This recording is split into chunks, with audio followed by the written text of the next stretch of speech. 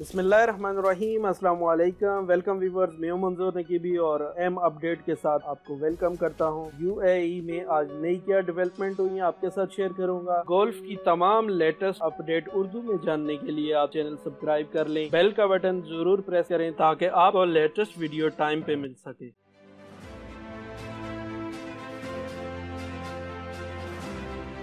UAE की emergency crisis disaster से manage करने वाली कमेटी जो है उसने अबू दुबई में एक दफा फिर से इमरजेंसी लगा दी है, मूवमेंट रिस्ट्रिक्शन का ऐलान कर दिया है और अब अबू दुबई में कोरोना वायरस को कंट्रोल करने की वजह से अब आप आउट इन नहीं हो सकते और जरूरत के ही कामों के लिए बाहर आ सकते हैं, वो भी परमिट के साथ। इस पाबंदी से मुस्तस्ना हॉस्पिटल के मुलाजमीन और अहम शोबों के मुलाजमीन बाकी तमाम लोगों पे ये पाबंदी लग गई है कि वो अब गैर जरूरी तौर पर घर से बाहर नहीं आ सकते और जिनको इमरजेंसी होगी वो परमिट लेकर ही बाहर आ सकते हैं।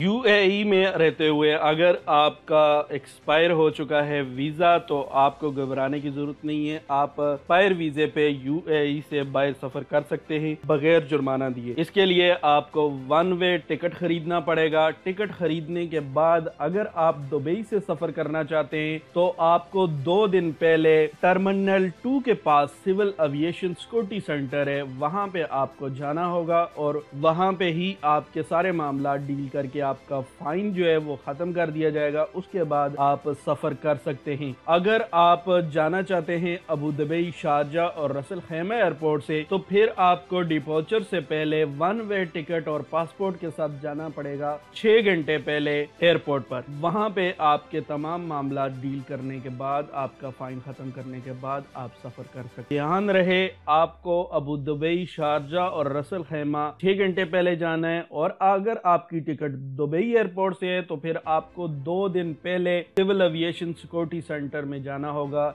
यानी अल्कोएसिस पुलिस स्टेशन। वहां पे आपको 2 दिन पहले जाके अपने तमाम मामला क्लियर करवाने होंगे, उसके बाद आप सफर कर सकते हैं। एयरपोर्ट के अंदर चेकिंग काउंटर पर ऐसी कोई सहूलत मौजूद नहीं है।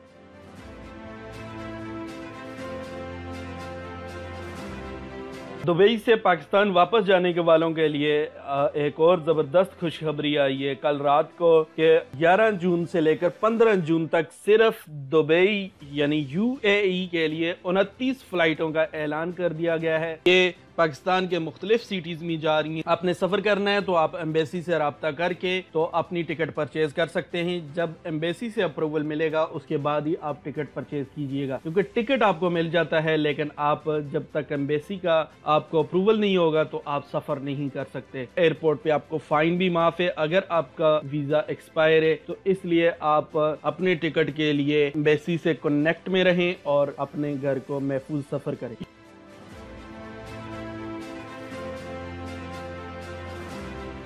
यूएई में कोरोना केसेस की अगर बात की जाए तो गुज़श्ता 24 घंटे में यूएई की मिनिस्ट्री ऑफ हेल्थ ने 32,200 टेस्ट किए हैं, जिन टेस्टों में 568 लोग कोरोना वायरस के मरीज निकले हैं और यूएई मिनिस्ट्री ऑफ हेल्थ ने बताया है कि 5 नए लोगों की डेथ हो गई है गुज़श्ता 24 घंटे में। इस तरह यूएई में कोरोना वायरस से मरने वालों की तादाद 281 हो चुकी है। आज के 568 नए कोरोना वायरस के मरीजों को मिलाकर अब यूएई में 39,376 मरीज रजिस्टर्ड हुए, जिनमें से 22,275 लोग सेहतयाब भी हुए। आज सेहतयाब होने वालों की तादाद 469 है। तमाम लोगों से अपील है कि इन मरीजों के लिए दुआ कीजिए ताकि ये लोग जल्द से जल्द रिकवर हों और जो लोग महफूज हैं वो इस बीमारी से हमेशा महफूज रहें।